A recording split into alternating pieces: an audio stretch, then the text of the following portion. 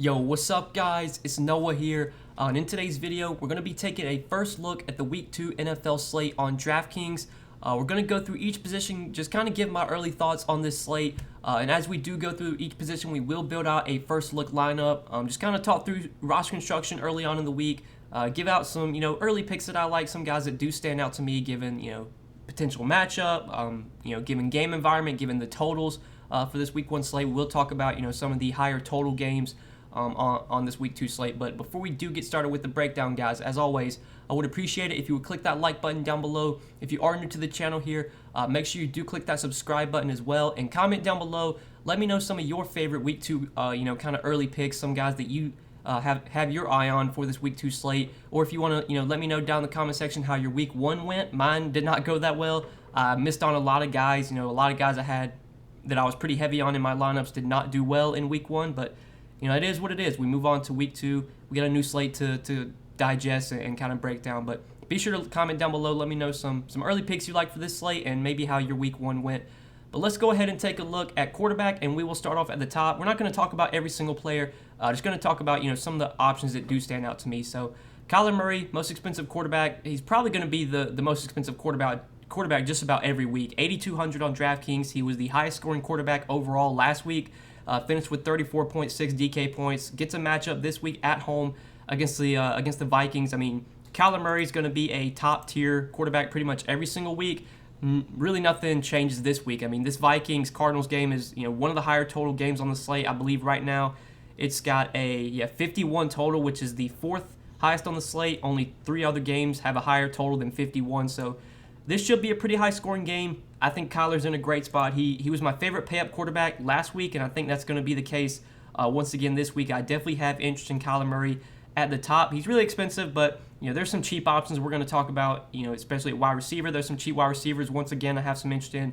You could probably pay up for Kyler pretty easily this week if you do want to go that route. But the mid-range is really strong at quarterback. There's a lot of 6K guys I have interest in. Dak Prescott, healthy coming into Week 1, and he did exactly what we thought he would do. Threw the ball 58 times in Week 1, which is absolutely insane. It was a tough matchup for the running game, so it kind of makes sense that they went pretty pass-heavy here. Game script kind of made them, go that way, but Dak's going to be a pass-heavy quarterback all season. This Cowboys offense is probably going to be one of the more pass-heavy offenses in the league.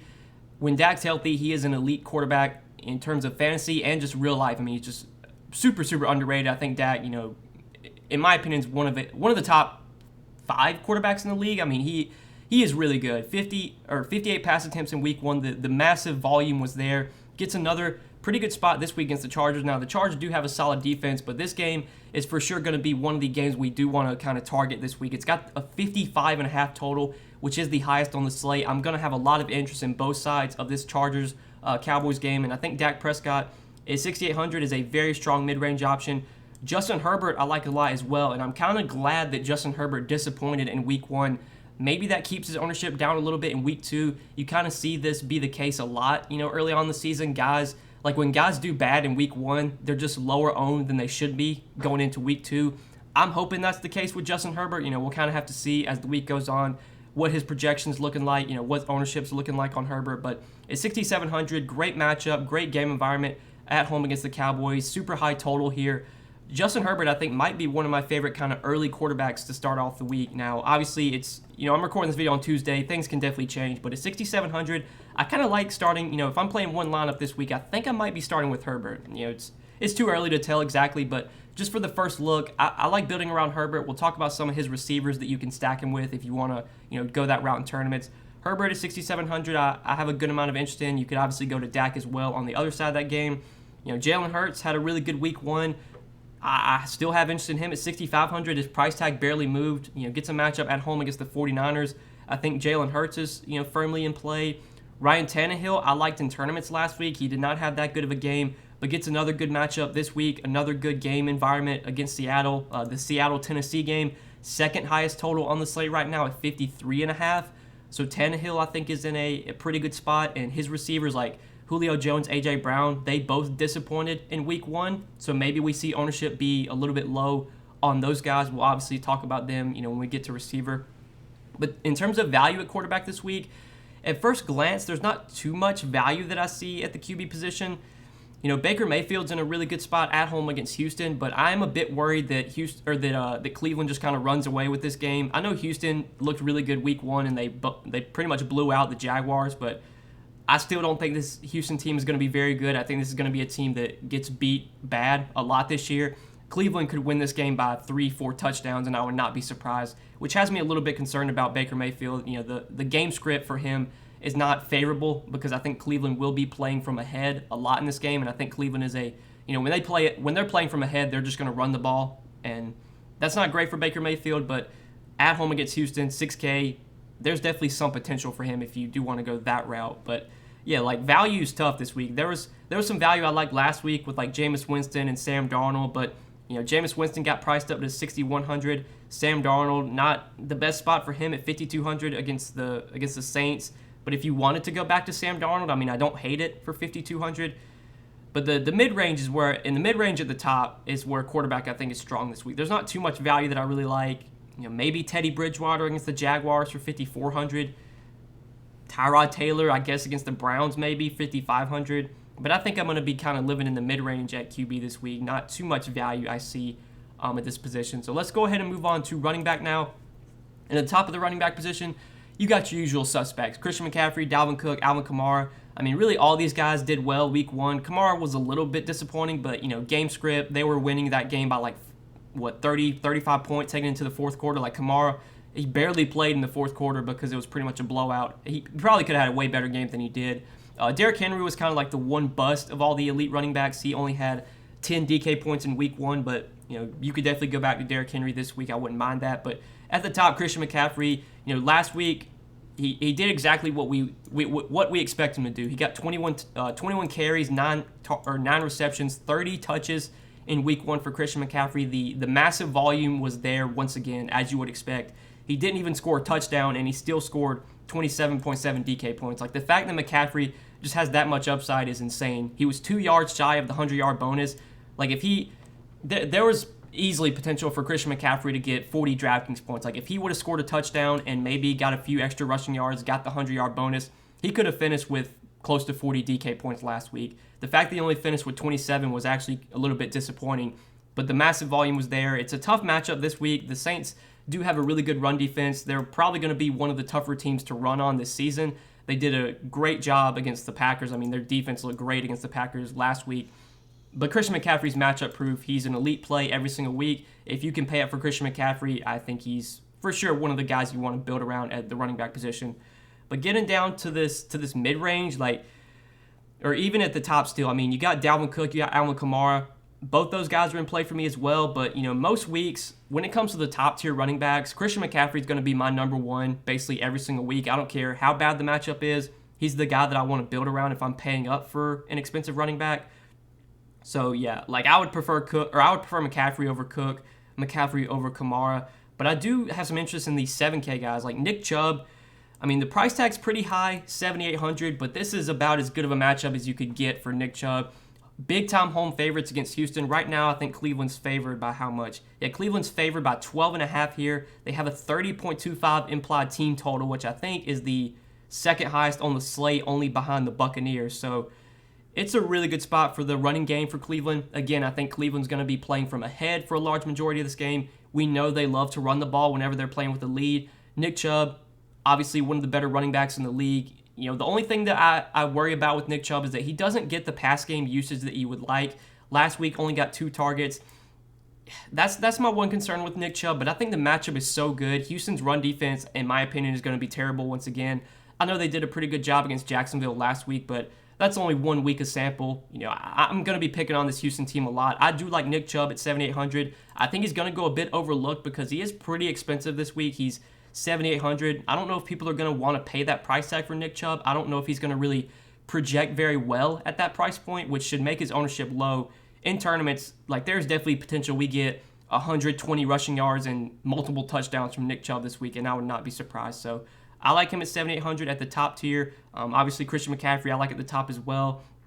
Austin Ekeler, good matchup against Dallas, good game environment, high total. I think Austin Ekeler's a fine option. Very weird. Last week he got 0 targets. Obviously, that is not something we can expect to happen again. Austin Ekeler, one of the best pass-catching running backs in the league. He's not going to get 0 targets again. They're going to use him in the passing game, so don't really look into that. Ekeler, I would assume, gets back to his 12 to 15 carries, 6 to 8 targets. That's what we should expect for him heading into this game against the Cowboys. Ekeler firmly in play for me in that mid-range. Joe Mixon went off in week 1. Tougher matchup this week against the Bears on the road, but Mixon should be a workhorse running back. I mean, last week he got 33 touches. I mean, I know the game went to overtime, but Joe Mixon's going to be a guy that gets 20-plus touches on a weekly basis. If 7K, if you want to go to him, I'm fine with that. But I think my favorite play for sure, one of the guys I really like in this mid-range is Najee Harris. Najee Harris was very disappointing in week 1. If you played him, I had a good amount of exposure to him. That was one of the key misses for me in week 1. But the volume was there. He got 16 carries. He got 3 targets. He played every single snap for the Steelers. No other running back touched the field. So Najee Harris, it looks like is going to be a workhorse back this season. I know he was disappointing in week 1, but I'm going back to him this week at home against the Raiders. I mean, this is a really good spot for Najee Harris. They're pretty big home favorites. Pittsburgh is. Right now, let's see where they at here.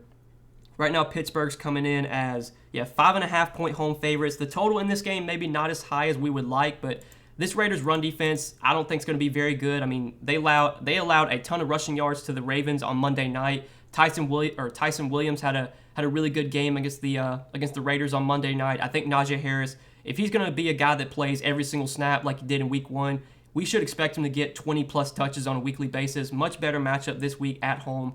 $6,300, the price tag did not move. Love Najee Harris this week for sure. One of the standouts for me at the running back position, and hopefully since he busted in week 1, he'll be lower owned heading into week 2. Not sure, but we'll see there. But definitely like Najee. Zeke I think's too cheap. Again, Zeke was another guy that busted in week 1, but we should expect him to still be a workhorse running back. I know he only got 13 touches in week 1, but it was a tough matchup. It was a bad game script. Obviously the Cowboys were very pass heavy in that game. I don't think, they should still be pass heavy. They're going to be a very pass heavy offense the entire season, but in one of the games, or one of the higher total games on the slate, and one of the games that, expects to be a shootout, there's plenty of upside here for Zeke. I mean, I know he was bad in week 1, but $6,200 is definitely too cheap for Ezekiel Elliott, in my opinion. I do like him in that mid-range. We might, wind up plugging him into our first look lineup. We'll kind of have to see as we go, but I do like Zeke at $6,200. And then getting down a little bit cheaper, some potential values. Like Darrell Henderson, he was a workhorse running back. He got 17 touches. He played over 90% of the snaps in week 1 in their Sunday night game. If they're going to use Darrell Henderson like that, if he's going to be a 90+% snap guy, like if he's going to be on the field that much, we should expect him to get 15 to 20 touches on a weekly basis. $5,700, another kind of workhorse running back you're getting at a pretty low price tag. Same with Mike Davis. Now, tough matchup here against Tampa Bay. I would say one of the tougher matchups you can get for running backs, but Mike Davis was heavily utilized in week 1. Wayne Gallman was inactive. I don't think Wayne Gallman's going to be inactive again in week 2. I would assume that Wayne Gallman is going to be active for this game. So maybe Mike Davis doesn't play as much as he did last week, but he was heavily utilized, played a ton of snaps, got 18 touches. We know Mike Davis will get, he'll get the carries inside the goal line. He'll get pass game usage. It's going to be a negative game script. Atlanta's probably going to be playing from behind. It's a tough matchup as well. But still, Mike Davis is cheap for what we should expect in terms of usage for him. And then the last guy that I want to mention is Eli Mitchell. Raheem Mostert's already been ruled out for, I think he's been ruled out for like a few weeks. Yeah, he's going to miss 8 weeks with a knee injury. So Eli Mitchell was kind of the guy that took over for Raheem Mostert after Mostert got injured in week 1. Mitchell didn't get any usage in the passing game, which is a bit concerning, but he did get 19 touches. He was very efficient with those touches, put up 104 yards and a touchdown. At 5K, he is pretty affordable, but my one concern is, no pass game usage. That is definitely concerning because on DraftKings, with it being full PPR scoring, you want to get running backs that at least have some usage in the passing game. We know the 49ers, they're not going to just lock in on one guy. They usually are a team that does a running back by committee. Trey Sermon was inactive in week 1. I assume that Trey Sermon will probably be active for this game now that Mostert's not available. So Mitchell at 5K, fine, but yeah, we'll have to see kind of what the report is. Like if Trey Sermon's going to be active, then I'm just probably not going to go there, because then San Francisco will have they'll have 3 or 4 running backs on the active roster, and at that point you just don't really know who's going to get the touches. But if they go into week 2 with only 2 healthy running backs, like if they only have Mitchell and Hasty as their active running backs, then yeah, I would definitely like Mitchell. But I assume Sermon will be active for this game, and if that's the case, it'll probably just be a running back by committee, which is usually situations I try and avoid those. But I think that's probably it for running back. I think we've touched on mostly all the options I see that I have interest in. Let's move on to wide receiver now. Now, at the top of the wide receiver position, it's very similar to running back to quarterback. You're going to see the same guys up here every single week. Some of these guys at the top, busted. Like Calvin Ridley was disappointing in week 1. Stephon Diggs was a little bit underwhelming. DeAndre Hopkins was great, 26 DK points for him.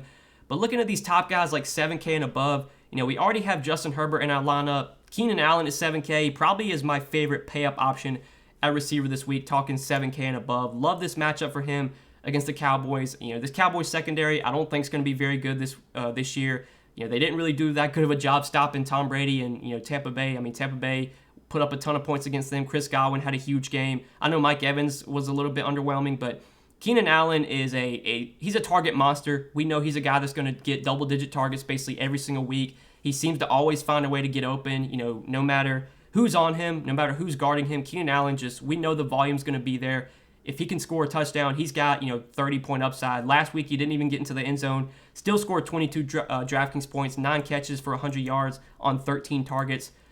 Love me some Keenan Allen, 7K, pairing him up with Justin Herbert. Right now, it's kind of my favorite quarterback receiver stack early on in the week. I think it will be a pretty popular stack, but definitely like those two guys. And there's some, plenty of options on Dallas, whether you want to go to Amari Cooper, CeeDee Lamb, if you want to go cheap at receiver with a guy like Cedric Wilson. There's plenty of run backs from the Dallas side. So it is very easy to build lineups with this Chargers-Cowboys game, whether you want to stack up Herbert and Allen or stack up Dak and some of his receivers. A lot of ways you can go. But definitely Keenan Allen, one of my favorite receivers at the top. Now, some other guys we could look to, the Seattle receivers. DK Metcalf was disappointing in week 1, only 16 DK points. I kind of like going back to him against the Titans. Same with Tyler Lockett. Really, this Tennessee-Seattle game is another game I'm just going to have a lot of exposure to on both sides. And I do want to talk about these Tennessee receivers because they are, in my opinion, too cheap. A.J. Brown, 6,900. A lot of interest in A.J. Brown. And Julio Jones, way down here at 6,300. Julio Jones, very disappointing in week 1. Only 6 targets, 3 catches for 29 yards. I don't care. I'm playing Julio Jones at 6,300. It's early in the week. I haven't built any lineups, obviously, but I think Julio Jones is going to be a pretty big part of my player pool come Sunday. 6,300 is just way too cheap for Julio Jones, especially for the talent level of this guy. He's still a top-tier receiver in the league. I know he's kind of fighting for targets with A.J. Brown, but I think on a weekly basis, we're going to see Julio get 6-8 targets minimum. Good matchup against Seattle, good game environment, high total, a game that projects to be high scoring, should be a shootout. Love me some Julio Jones at 6,300. I think he's a very strong mid-range option at receiver. And if you want to stack up this game, if you want to stack him up with Ryan Tannehill, or if you want to stack up the Seattle side and then run it back with Julio, totally fine with that as well. This is another game that I'm for sure looking to target, and love Julio in that mid-range. Like the Cowboys receivers too, Amari Cooper, CeeDee Lamb, I think are both going to be very high-volume guys, especially while Michael Gallup is out. A lot of the targets, a lot of the looks from Dak Prescott are going to go to these two guys. Amari was amazing in week 1, 16 targets, 13 catches, 139 yards, 2 touchdowns against Tampa Bay. CeeDee Lamb, great game for him as well. 7 catches, 104 yards on 15 targets and a touchdown for him.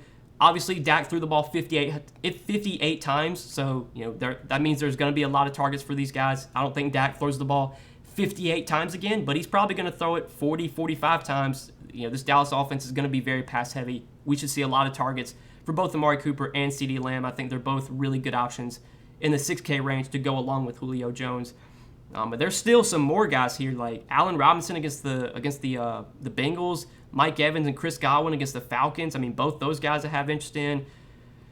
Getting down to the 5K range, even Antonio Brown, good matchup against the Falcons. He did really well in week 1. I don't like chasing week 1 performances, but it was good to see AB do really well and get off to a hot start early on in the season. In the 5K range, though, You know, the Carolina receivers, I don't think are going to get much ownership at all this week. I definitely have some interest in DJ Moore and Robbie Anderson. You know, the Rams receivers, Robert Woods, Cooper Kupp, both those guys are viable for sure. Going a little bit cheaper, though, like, you know, Corey Davis, the volume was there in week 1, 7 targets, 5 catches, 97 yards, 2 touchdowns. But, you know, this Jets-Patriots game is probably going to be a game that we just, God, it's going to be a tough one to get much exposure to. Only a 43 total here. I don't see myself getting too much of this game, but I think, you know, Corey Davis going to be the alpha for this Jets team, going to get pretty big volume on a weekly basis. We know the Jets are going to be playing from behind, you know, for a large majority of their games. Corey Davis is firmly in play in the 5K range. You know, I had a lot of interest in Odell last week. Obviously, he did not wind up playing. He was inactive. I'm assuming he plays this week. If he does and he's fully healthy, 5,200 for Odell Beckham against the Texans. I mean, sign me up all day for Odell Beckham if he's full go this week. Obviously, that's news we're going to have to, you know, wait and see on. But definitely have some interest in Odell. You know, with Jerry Jeudy out, that could benefit someone like Courtland Sutton. I think Courtland Sutton's really cheap, if I remember correctly. Let me see. What's his price? 5,200. Yeah, 5,200 for Courtland Sutton with Jerry Jeudy out. Like, that's another guy you could look to in that 5K range. Good matchup against Jacksonville. Same price tag as Odell. And then, like, value guys, when we're getting a little bit cheaper, there's some cheap options down here I have some interest in for sure. Like Marvin Jones, you know, he was 3,600 week 1. Obviously, he's a little bit more expensive this week, but 4,700, still viable in my opinion. He got 9 targets in week 1. The usage was there for him. You know, some other guys like Marquez Callaway obviously was a big-time chalk bust in week 1, but I'm fine going back to him. I mean, I have his usage pulled up on my second monitor. He played 52 of their 62 snaps, so he was out there for a very large majority of the game. He ran a route on.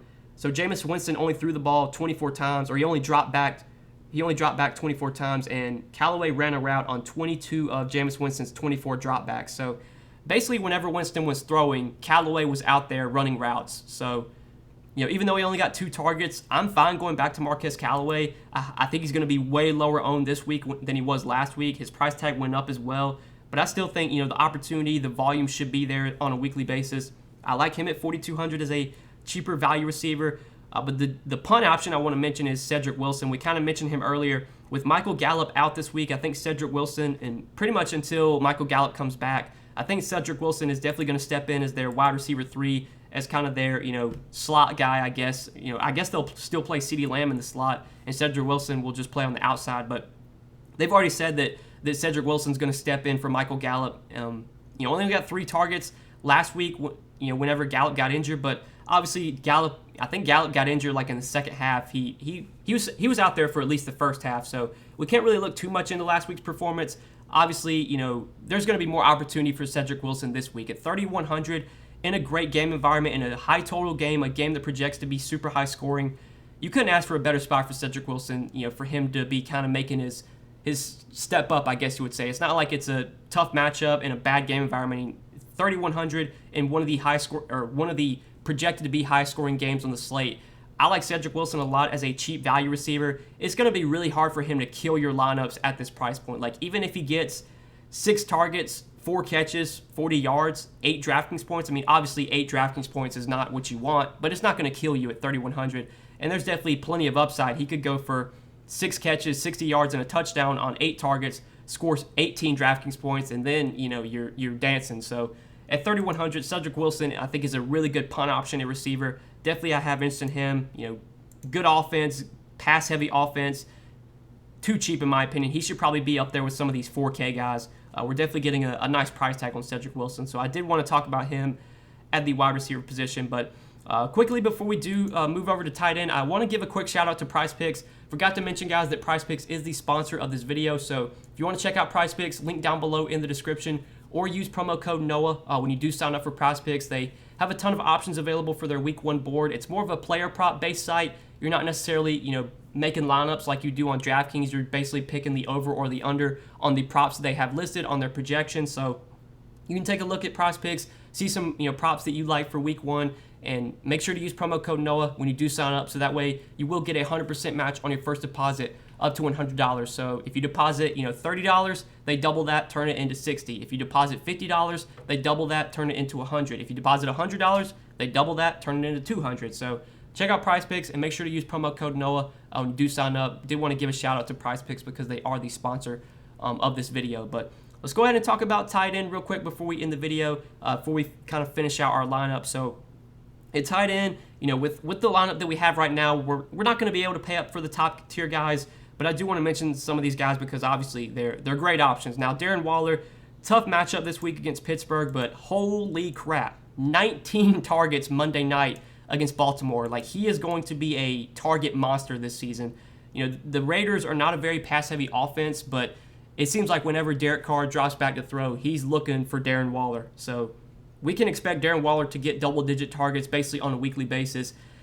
It's going to be tough to pay $7,600 for him in a tough matchup against Pittsburgh, but he's firmly in play for me. More of a tournament option. Don't think he's someone I'd be playing in cash games, but in tournaments, you could definitely go to Darren Waller. Same with George Kittle. George Kittle was pretty disappointing in week 1, but you know, we don't really want to look too much into that.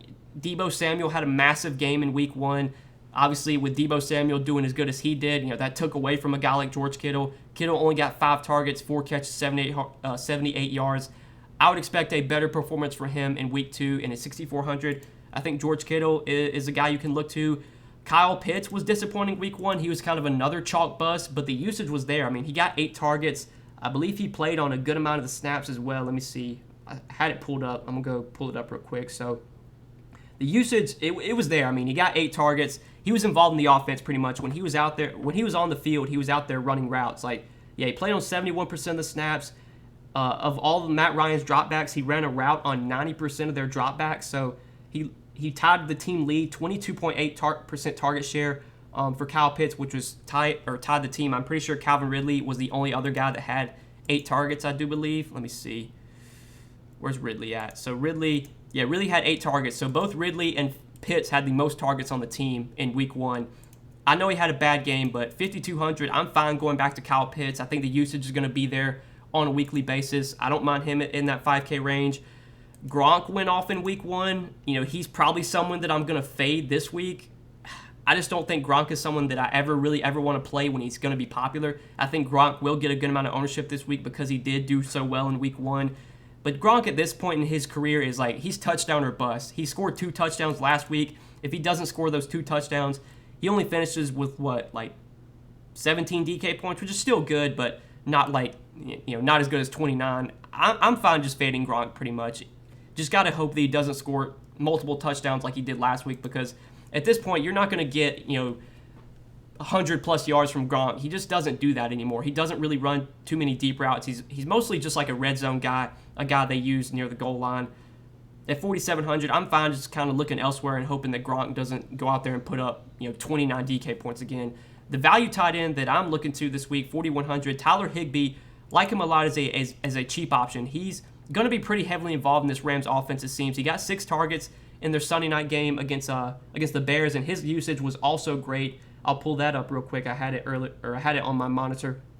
So his usage in week 1, played every single snap, 52 of their 52 snaps.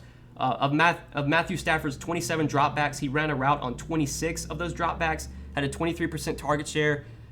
Like, he's going to be their tight end 1. I mean, Gerald Everett's no longer on the team, so this is clearly like Higbee is their tight end, basically. And this Rams offense, I think, is going to be really good. They're going to put up a lot of points. They put up 34 points in week 1 against the Bears. Matthew Stafford is a super underrated quarterback. This Rams offense, again, I think is going to be very efficient.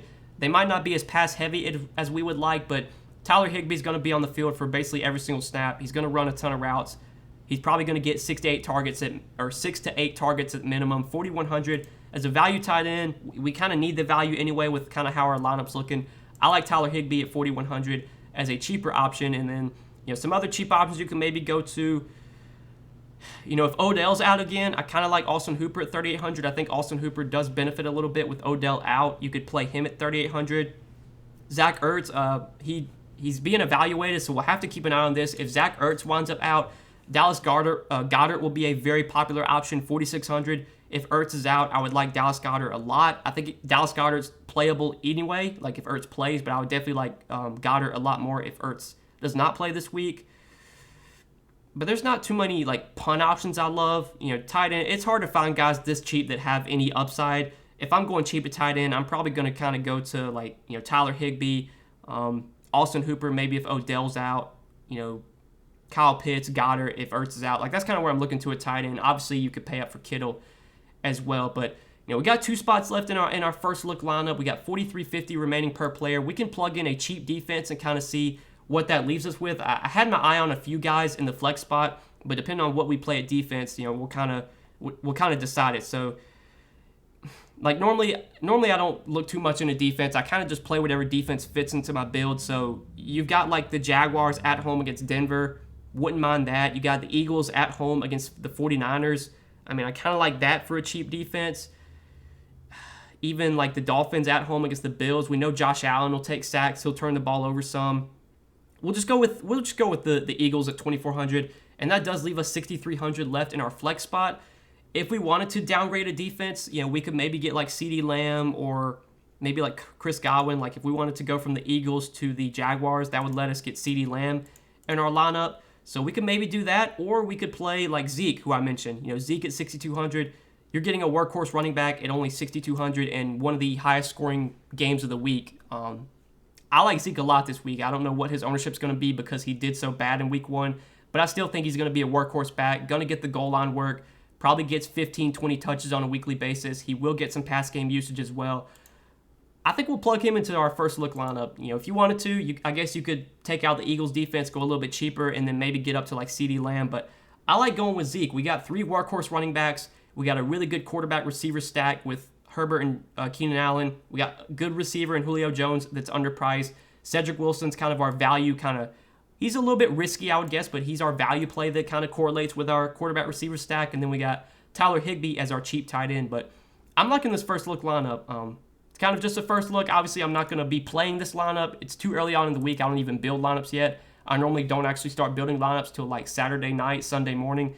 But this is just a first look, kind of what stands out to me early on looking at this week 2 slate. But I hope you guys enjoyed the video. I do appreciate you watching, guys. If you enjoyed, click that like button, click the subscribe button as well, and be sure to comment down below. Let me know some of your favorite week 2 kind of early look guys, some guys that you have your eye on for this slate. Also, let me know how your week 1 went. Did you make any money week 1? Were you kind of on some of the chalky guys that busted like I was? Had a lot of Marquez Callaway, had a lot of Kyle Pitts, and obviously that was not the way to go, but we're moving on to the week 2 slate. Got another slate to digest, another chance to win some money. So wish you guys the best of luck this week. Make sure to tune into the rest of my content coming out throughout the week. I'll have a video up for the Thursday night showdown slate. I'll have a final look video for the main slate, most likely going up on Friday. And I'll probably have my value picks video that I did last week. I'll probably be doing that again this week. Might post it on like Saturday. I'm not sure yet, but I'll have more content posted throughout the week, guys. Make sure you're subscribed. Make sure you turn on notifications so that way you never miss out on any new videos. But good luck this week, guys. Thanks for watching. We will see you in the next one. Peace.